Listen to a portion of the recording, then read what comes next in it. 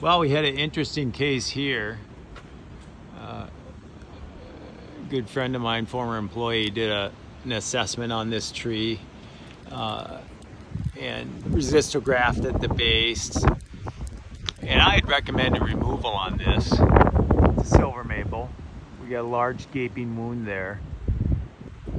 I had recommended reduction pruning a few years ago. I did some reduction pruning 7 years ago.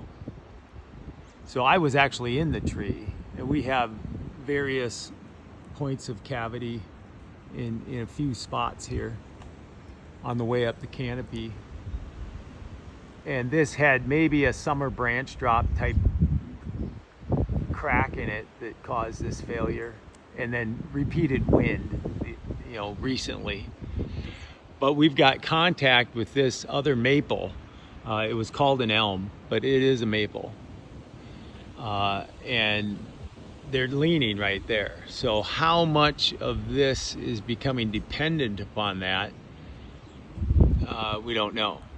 But there's a lot of torque up here on this one, so this has a lot of risk for failure. The one assessment, they said the risk was low overall in the next 3 years. My recommendation was, take the tree out as soon as possible, just because it's, we have an existing failure. Now we have a lot of torque up there.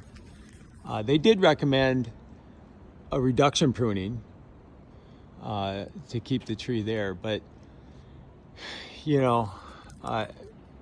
it's kind of like a dog that bit you.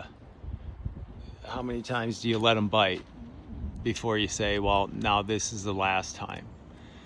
And this is a silver maple, and I don't really trust silver maples.